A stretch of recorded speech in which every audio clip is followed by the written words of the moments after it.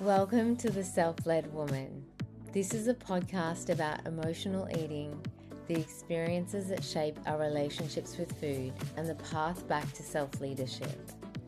These conversations go beneath behavior, held with deep respect for the wisdom of the body and the ways it learned to cope, adapt, and survive. And when we can peel back those layers and meet the parts of ourselves that need care, we begin to see that food was never the problem, and we can return to who we really are. I'm your host, Megan Darnell. Let's dive right in. So let's imagine a scenario. You are craving something. You want chocolate or chips or whatever it is for you that is the thing that you crave. But instead of just having it, something else kicks in, like a voice that says, "But I've been so good today." Or maybe there's a quick mental calculation of calories or macros or what you've already eaten or what you need to do later to compensate. Maybe you don't even consciously think about it. You've been doing it for so long that maybe you just automatically reach for something else, like the rice cakes or the bliss balls, or you decide to make a sweet potato brownie because that's supposed to scratch the itch. And maybe it does a little in the moment, but then maybe an hour later you're still thinking about the chocolate, or you're thinking about the next day and the day after that. And eventually you'll either eat it, probably more than you would have if you just had have had the chocolate in the first place, or you'll white knuckle it and feel vaguely deprived and slightly resentful, like food has entirely too much power over you. Does this sound familiar? Today I want to talk about what happens, the neuroscience of it, the emotional layer underneath this, and what it actually looks like to reach a place where food just doesn't have that kind of grip anymore. Because that place exists. I live there. And it's not about having more willpower or finding better substitute. It's something so much deeper than that. So before we get into the craving or the swap or even the binge, I want to start at the very beginning because I think the problem starts way before you open the fridge. Diet culture has taught us that food is moral, that there are good foods and bad foods, and that by extension, eating certain things makes you good and eating other things makes you bad. I know that sounds extreme when I say it like that, but I want you to actually sit with how deeply that's embedded. Think about the language we use. I'm being good today. I was so bad on the weekend. I deserve this. I shouldn't have had that. Oh, I need to earn it. I'll work this off later. This language is everywhere. It's so normalized that most of us don't even know that we're using it. But what it does is it takes an incredibly neutral thing, food, which is just food, and turns it into a referendum on your worth and your character and your self-control. And here's what that means for your nervous system. When you approach food with that kind of charge around it, when there's guilt before you've even taken a bite, when you're already negotiating and calculating and compensating before the food even enters your mouth, you are not in a regulated state. You are already slightly activated, already slightly in threat mode, and already in a mild version of a pre-binge build-up. The food isn't the problem. The charge around the food is the problem. That charge was handed to you by diet culture long before you ever developed a complicated relationship with eating. Now let's talk about what actually happens in your brain when you want something but you don't let yourself have it. Your brain has a seeking system driven by dopamine. And its job is to motivate you towards things that matter, things that keep you alive, things that bring you relief, things that your system has flagged as important. And when that seeking system is activated, it doesn't just quietly wait to be satisfied. It keeps going. It keeps searching. It keeps wanting until the thing is found. So when you want potato chips and you have popcorn instead, your seeking system does not go, great, close enough, we're done here. It goes, that wasn't it. Keep looking. And so you keep thinking about the chips. Maybe you have something else. Maybe you have the bliss balls or the rice cakes or the protein bar. And the seeking system goes, still not it. Keep looking. This is why you can eat an enormous amount of food that isn't what you actually wanted and still feel unsatisfied. Because your brain was never looking for calories. It was looking for a specific thing. And until it finds it, or until the seeking system is interrupted in some other way, it keeps running in the background.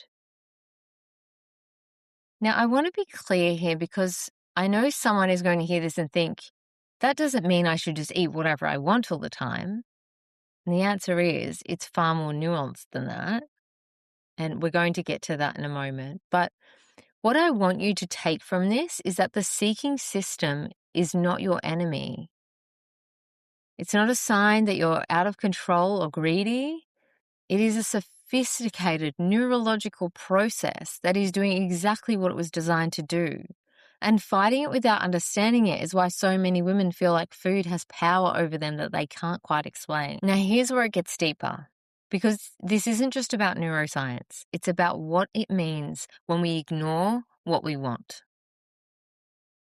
When you have a craving and you dismiss it, you swap it out, you override it, you tell yourself you shouldn't have it, something else is happening underneath that. You are relating to your own desire as something that needs to be managed, as something that isn't trustworthy, as something that if you let it, it will get you into trouble. And for so many women, that relationship with their own desires didn't start with food. It started much earlier. And it started in a family system where expressing a need or an emotion got a response that taught you your needs were not welcome. Where you were told, don't cry, be a good girl, stop being so dramatic, you're too much. Where you learned that the way to be loved and safe and accepted was to shrink your needs, manage your feelings, be easy, be quiet, be good. And so you become very good at it, at overriding what you actually wanted, at finding a substitute, at telling yourself you were fine when you weren't, at performing okayness while something underneath kept quietly searching. And now here you are doing the exact same thing with food. Wanting something, overriding it, finding a substitute, performing okayness, and wondering why it keeps coming back. The craving that won't go away isn't just about food, it's your system saying, I have a need that isn't being met. And sometimes that need is physical, yes, but often it's something else. Rest, connection, pleasure, permission to want things, permission to have them, permission to own your desires. Every time you swap the chocolate for the bliss ball, you're not just substituting a food. You are reenacting a pattern of telling yourself your needs don't matter, of finding a compromise that keeps you safe but leaves you unsatisfied, of being a good girl. And I want to pause here because I know some of you are going to push back on this. And I think the pushback is worth addressing.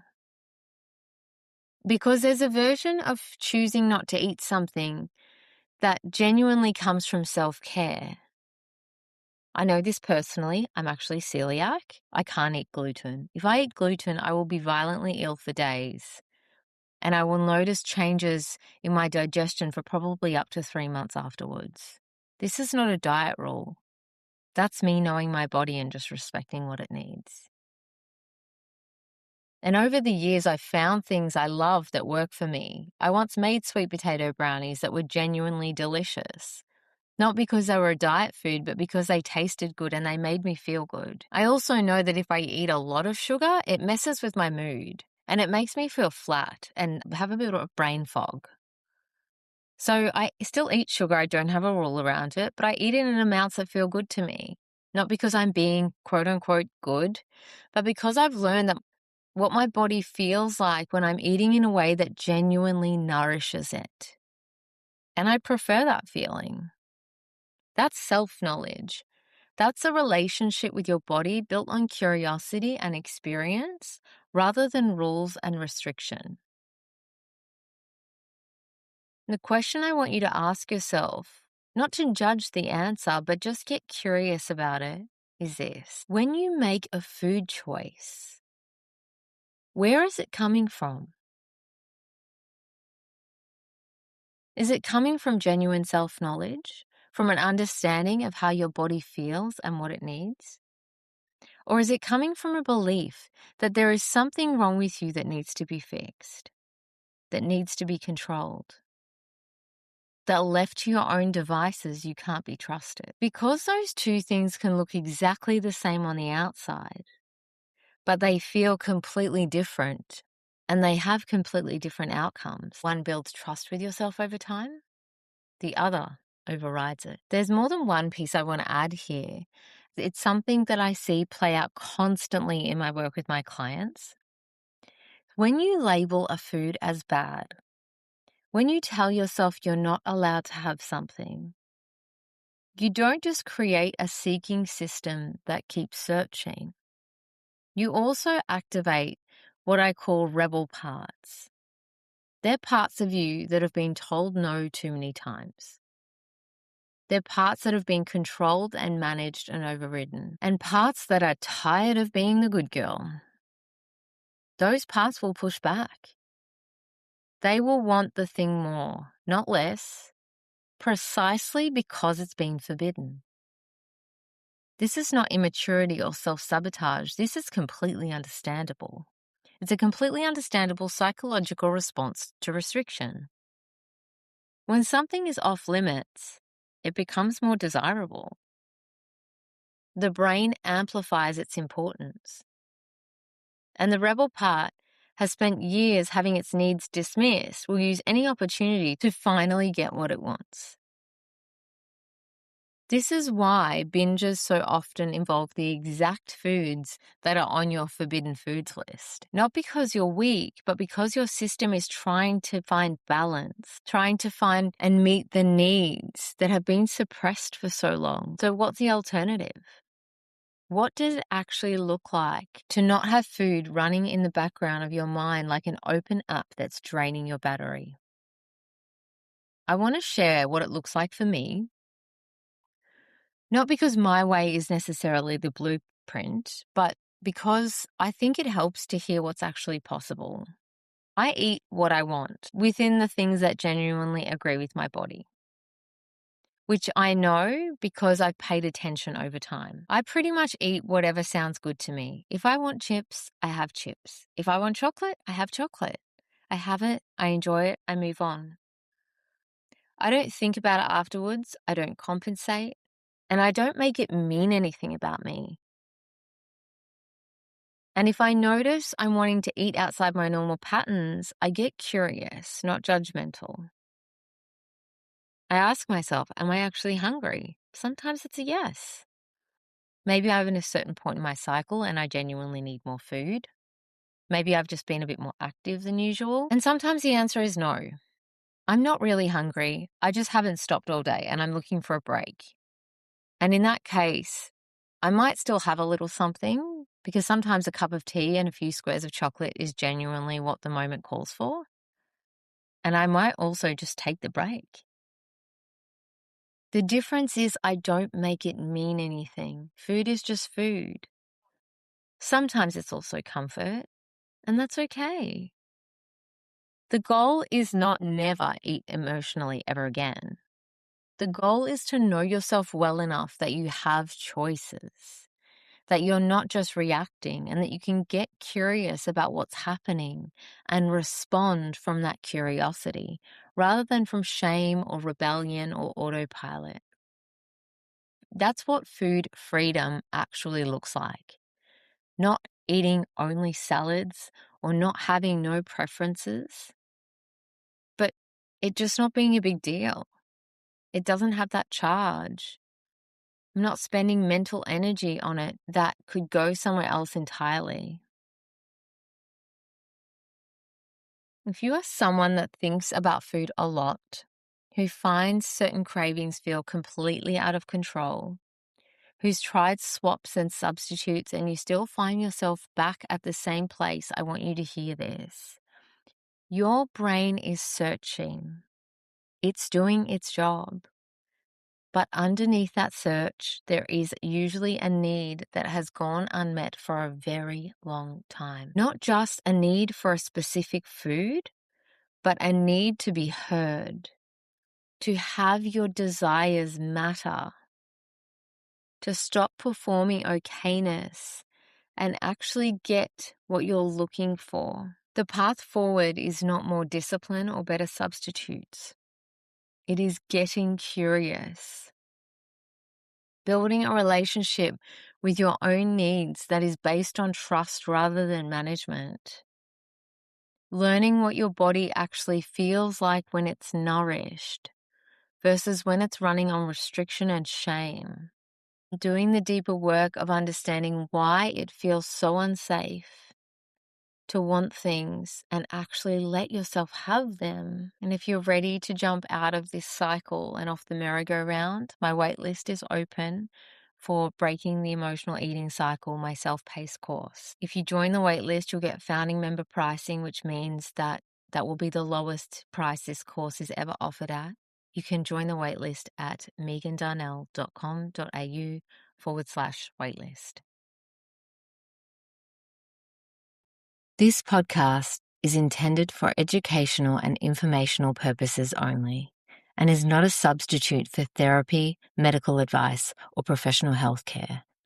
If this episode brings up anything difficult for you, please consider reaching out to a trained healthcare professional, therapist, or support service.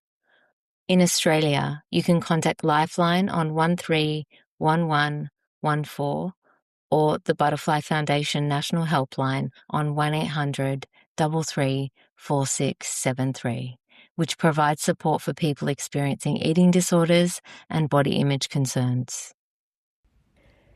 Thank you so much for listening. If this episode resonated, please follow or subscribe to the podcast, leave a review, or share it with someone who might benefit from hearing it. You can also connect with me on Instagram at Megan Darnell Therapy. If you share the episode or want to let me know what landed for you, you're always welcome to message or tag me.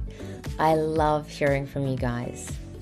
Until next time, I'm Megan Darnell, and this is The Self-Led Woman.